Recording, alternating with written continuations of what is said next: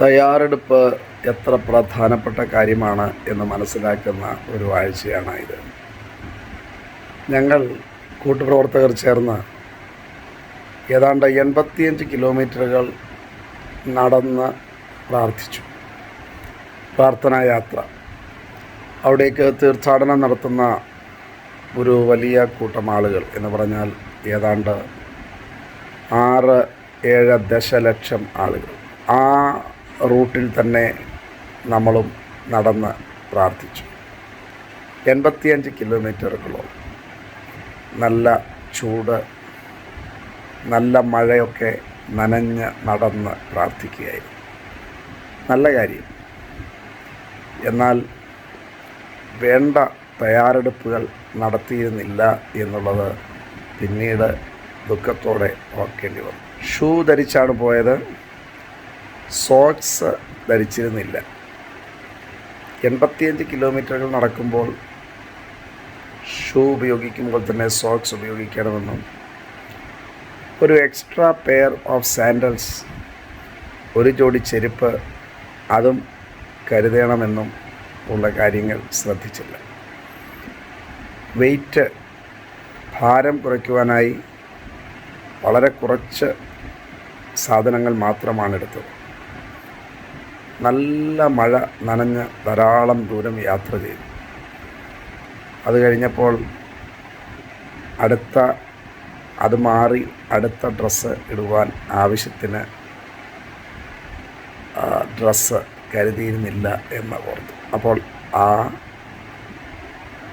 മഴ അത് സഹിച്ച് ആ തണുത്ത നനഞ്ഞ ഡ്രസ്സ് തന്നെ ഇട്ടത് മൂലമാണ് പനി. തിരികെ വന്നപ്പോൾ കാലിൽ ചെറിയ മുറിവുകളൊക്കെ ഉണ്ടായി. അത് ഉണങ്ങിക്കൊണ്ടിരുന്നു. അത്ര ശ്രദ്ധിച്ചില്ല. അതിനുശേഷമാണ് യൂത്ത് ക്യാമ്പ് നടന്നത്. ഉടൻ തന്നെ അതിൽ പ്രസംഗിച്ചു, പാടിയപ്പോൾ അല്പമൊക്കെ നൃത്തം ചെയ്തും പാടി. അത് കഴിഞ്ഞപ്പോൾ പെട്ടെന്ന് ഒരു മുറിവ് അതിന് വലിപ്പമായി, അത് പഴുത്തു. ഇപ്പോൾ ഏതാണ്ട് 10 ദിവസം ആകുന്നു വീട്ടിൽ നിന്നും മുറിയിൽ നിന്നും വെളിയിൽ വളരെ വിരളമായേ ഇറങ്ങുവാൻ കഴിഞ്ഞിട്ടുള്ളൂ. മിഷൻ യാത്രകളെല്ലാം മാറ്റിവെക്കേണ്ടി വന്നു. ആ ചെറിയ മുറിവ് ഒരു വ്രണമായി മാറി. ഇതുവരെയും അത് പൂർണ്ണമായും കുറഞ്ഞിട്ടില്ല. വ്രണത്തിൻ്റെ വലിപ്പം കാര്യമായി കുറഞ്ഞിട്ടില്ല. കുറയും എന്ന് പ്രതീക്ഷിക്കുന്നു, പ്രാർത്ഥിക്കുന്നു. എന്താണ് സംഭവിച്ചത്? പ്രാർത്ഥനാ യാത്ര നല്ല കാര്യമായിരുന്നു. എന്നാൽ തയ്യാറെടുപ്പുകൾ നടത്തിയിരുന്നില്ല.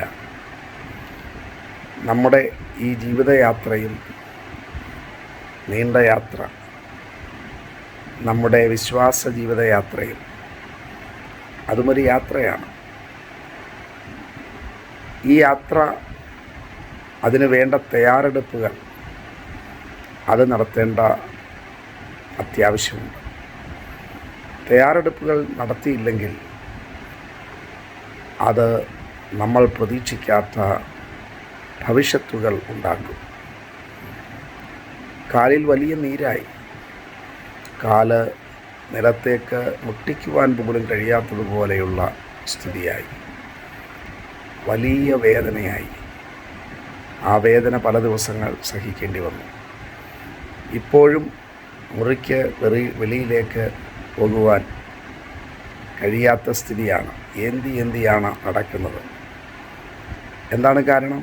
തയ്യാറെടുപ്പ് നടത്തിയില്ല. നമ്മുടെ ജീവിതയാത്ര, അതിൽ വേണ്ട തയ്യാറെടുപ്പുകൾ നമുക്ക് നടത്തണം. നമ്മുടെ വിശ്വാസ ജീവിതയാത്രയിൽ വേണ്ട തയ്യാറെടുപ്പുകൾ നടത്തണം. സുവിശേഷ വേലയിൽ വേണ്ട തയ്യാറെടുപ്പുകൾ നടത്തണം. ചിലത് നീണ്ട യാത്രകൾ, അതിന് വേണ്ട തയ്യാറെടുപ്പുകൾ അങ്ങനെ. ഓരോ ദിവസത്തെയും യാത്രയ്ക്ക് വേണ്ട തയ്യാറെടുപ്പുകൾ അങ്ങനെ. ഒന്നും ചിന്തിക്കാതെ ഇറങ്ങിപ്പുറപ്പെട്ടാൽ അവസാനം വലിയ ബുദ്ധിമുട്ടുകൾ ഉണ്ടാകുവാൻ സാധ്യതയുണ്ട്. നമുക്ക് ചിന്തിക്കാം. നമുക്കൊരല്പസമയം മാറ്റിവെക്കാം തയ്യാറെടുപ്പിന് വേണ്ടി. നമ്മുടെ ഈ ജീവിതയാത്രയിൽ വേണ്ട തയ്യാറെടുപ്പുകൾ എന്തൊക്കെയാണെന്ന് നമുക്ക് ശ്രദ്ധിക്കാം. ഓരോ ദിവസത്തെയും യാത്രയിൽ വേണ്ട തയ്യാറെടുപ്പുകൾ അത് നമുക്ക് കൃത്യമായി എടുക്കാം.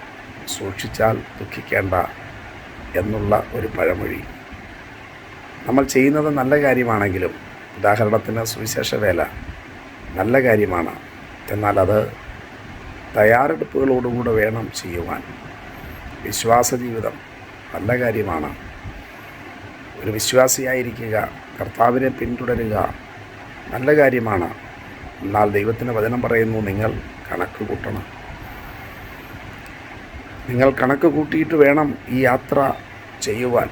ഇല്ലായെങ്കിൽ ഗോപുരം പണി തുടങ്ങിയ വ്യക്തി കണക്ക് കൂട്ടാതെ ഗോപുരം പണി തുടങ്ങി അവസാനം തീർക്കുവാൻ വകയില്ലാതെ വന്നപ്പോൾ വലിയ നാണക്കേടായി. അങ്ങനെ ഉണ്ടാകുവാൻ പാടില്ല. അപ്പോൾ തയ്യാറെടുപ്പുകൾക്ക് നമുക്ക് വലിയ പ്രാധാന്യം നൽകാം.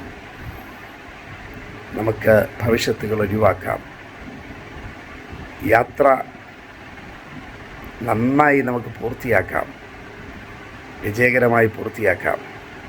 വിജയകരമായി യാത്ര പൂർത്തിയാക്കുവാൻ തയ്യാറെടുപ്പ് വളരെ പ്രധാനപ്പെട്ടതാണ്. God bless.